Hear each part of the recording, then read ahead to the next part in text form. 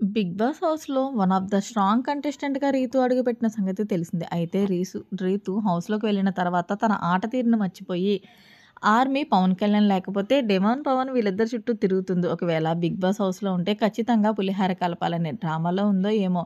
మొత్తానికి తన గేమ్ స్ట్రాటజీని, తన గేమ్ నేనే మర్చిపోయిందంటూ బయట నెటిజన్స్ అంటున్నారు. ఈ విషయం పక్కన పెడితే ప్రస్తుతం లైవ్‌లో ఒక సంఘటన చోటు చేసుకుంది. ఇక ఎప్పుడూ కూడా ఛాన్స్ దొరికితే చాలు డెమాన్ పవన్‌కి ఏది తినిపిద్దామా? ఏది ఇలా మాట్లాడదామా? అనే ప్రయత్నంలో ఉంది తప్ప కంటెంట్ కోసం ఎలా చేయాలి? ఎలా గేమ్ ఆడాలనేది ఒక్కసారి కూడా ఆమెలో డెడికేషన్ లేదనే చెప్పాలి. ఇక ఇందులో భాగంగానే ఏకంగా డెమాన్ పవన్ అయితే బెడ్ మీద కూర్చున్నాడు.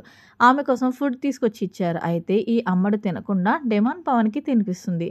అయితే ఈలోగా పక్కనే ఉన్న తనూజ నాకు అర్థం కాలేదు రీతూ. ఇలా చూస్తే బయట ఆడియన్స్ ఏమనుకుంటారో నీకు అర్థమవుతుందా?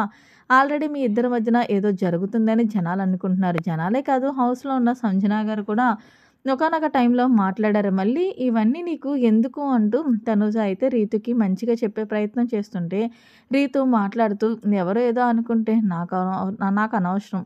ఒకవేళ వాళ్ళెప్పుడు అనుకుంటూనే ఉంటారు. అనుకున్నట్టు నేను ఫీల్ అయ్యి ఉంటే ఈ పాటికి ఇక్కడి వరకు వచ్చేదాన్ని కాదు. అక్కడే ఆగిపోయేదాన్ని అంటూ ఏదో మాట్లాడాలి అంటే మాట్లాడాలని చెప్తుంది. అయితే రీతు లైవ్‌లో మాట్లాడిన దాన్ని బట్టి ఎవడేమనుకున్నా నాకనవసరం. నా లైఫ్ ఏంటో నాకిష్టం. నేనేం చేయాలనుకుంటే అదే చేస్తానన్నట్లు కొనసాగుతుంది.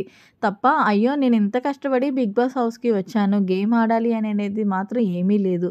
ఆమెకి సొంత దొరికినప్పుడల్లా సరే డిమాండ్ పవన్ చుట్టూ తిరగడమే కాకుండా ఆ డిమాండ్ పవన్ ఆటను కూడా చెడగొడుతుందంటూ అంటున్నారు. మరి మొత్తానికి రీతు ప్రవర్తన హౌస్‌లో మీకెలా అనిపిస్తుంది? ఒక పక్క నుండి తనూజ చెప్తున్నప్పటికీ కూడా రీతు ఇది కరెక్ట్ కాదన్నప్పటికీ కూడా ఇదే కరెక్ట్ అంటున్న వాదనపై మీ అభిప్రాయాన్ని కామెంట్ సెక్షన్‌లో తెలియజేయండి. మరిన్ని లేటెస్ట్ అప్డేట్స్ కోసం మన ఛానల్‌ని సబ్స్క్రైబ్ చేసుకోండి. Thanks for watching. Bye. Have a nice day.